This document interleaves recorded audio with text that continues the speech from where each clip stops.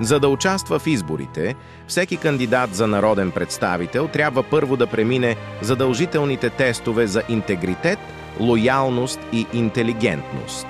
Резултатите от тестовете са информативни и няма да повлияят на правото на кандидатите да участват в изборите. Провеждането на тестовете ще бъде в контролирана среда посредством електронни устройства. Всеки тест ще съдържа различни въпроси, за да се предотврати наизостяването. Анонимността на тестовете ще гарантира, че проверяващите не знаят чии резултати проверяват, с цел да се избегне манипулацията. Тестовете на кандидатите ще се разпределят на случаен принцип сред проверяващите с цел избягване на манипулация. Веднага след като тестът приключи, той се записва автоматично в блокчейн, за да се предотвратят последващи промени. Резултатите се публикуват на информационния сайт след проверката.